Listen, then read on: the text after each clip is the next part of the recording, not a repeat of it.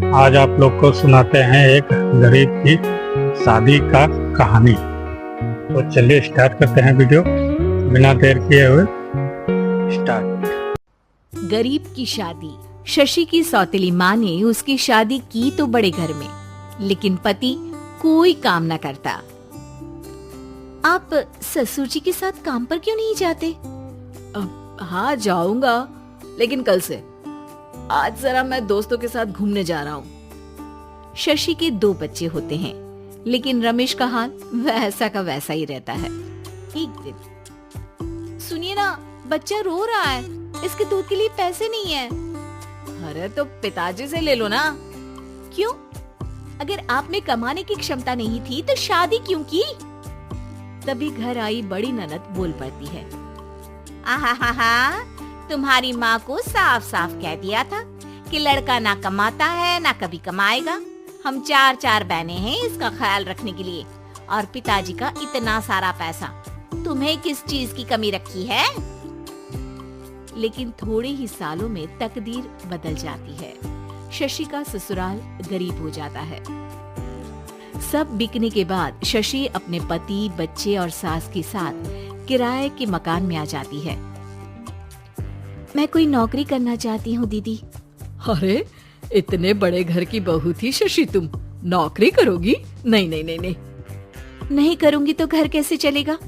बच्चों को भी तो पालना है ना। तभी शशि का भाई आ जाता है।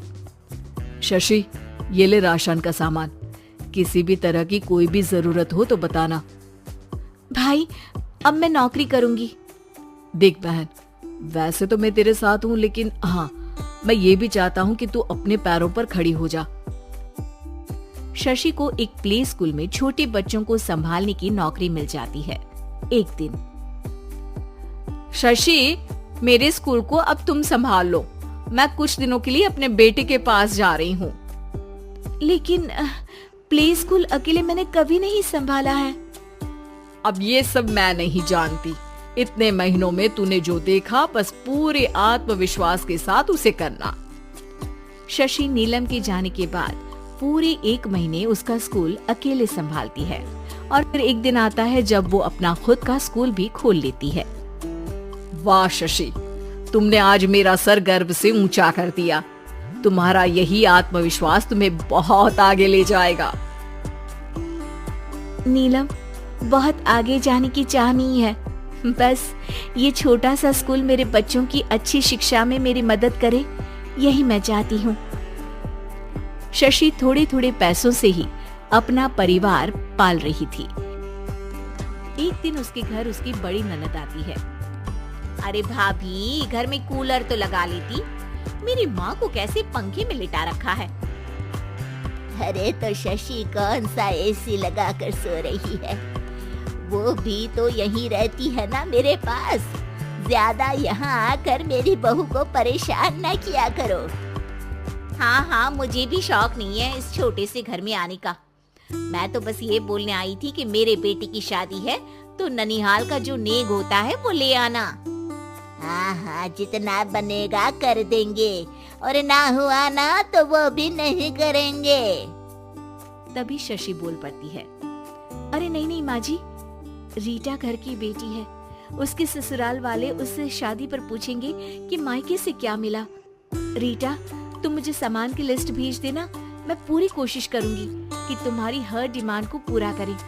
अच्छा, मैं खाना लगाती हूँ। शशि ये बोलकर किचन में चली जाती है। धीरे धीरे कर शशि किसी न किसी तरह अपनी सारी ननदों की डिमांड भी पूरी करती, बच्चों की ख्वाहिशें भी, और उनकी पढ़ाई के लिए पैसे जोड़ती।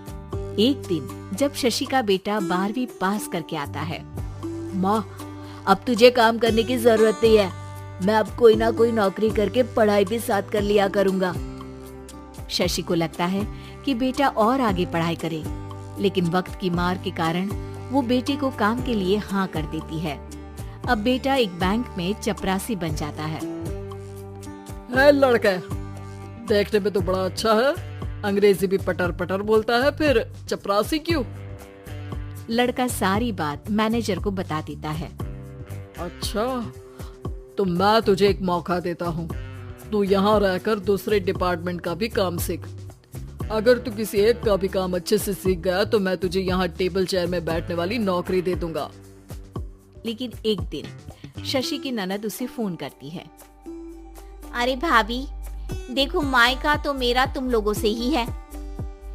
मैंने आपके बेटे और मेरे भतीजे प्रदीप के लिए यहाँ एक नौकरी देखी है, पूरे 5,000 मिलेंगे। वैसे करता ही क्या है, चपरासी ही तो है ना। कोई बात नहीं रीटा, मैं उसे इस शहर के बाहर नहीं भेजना चाहती हूँ। बाकी वो शाम को आएगा तो मैं पूछ लेती हूँ। वहीं प्रदीप मैनेजर की बात से खुश हो जाता है और मैनेजर के काम पर ही नजर रखने लगता है। वो उनकी तरह के पेपर पढ़ता, काम करता और आने वाले लोगों की बातें सुनता। एक दिन बैंक में ऑडिट वाले आते हैं। ये गलत है, पूरी बैलेंस शीट नहीं मिल रही है, कहीं ना कहीं गड़बड़ है। ए मैनेजर, क्या करते हो? बैंक के पैसों का हिसाब सही नहीं है। मैनेजर के पसीने छूट जाते हैं। तभी प्रदीप वहां जाता है। अब क्या मैं ये बैलेंस शीट देख सकता हूँ? अरे बेटा मजाक नहीं, जाओ पानी लेकर आओ एक गिलास।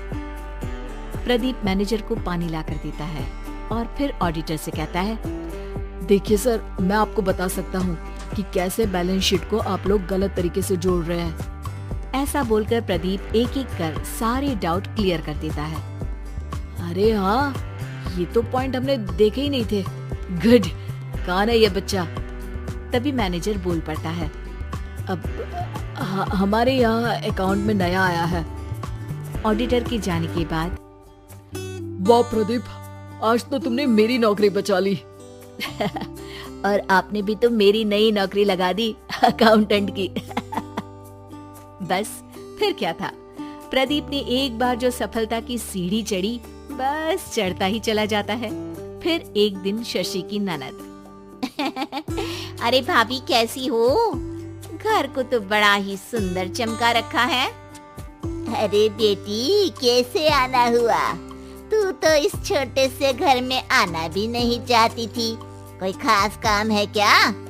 अब हाँ, वो माँ, मेरा जो मजला बेटा है ना, वो अकाउंट से पढ़ाई कर रहा है, तो प्रदीप से बोलकर उसकी भी कहीं अच्छी नौकरी लगा दो ना। सास और शशि समझ जाते हैं कि कैसे पैसे आते ही लोगों के बात करने के तरीके से लेकर रिश्ते निभाने तक में बदलाव आ जाता है। हेलो दोस्तों, आप सबको प्यार भरा नमस्कार। आप सबको गरीब की शादी कहानी सुनने में अगर अच्छी लगी हो तो प्लीज़ यार चैनल को सपोर्ट करो भाई।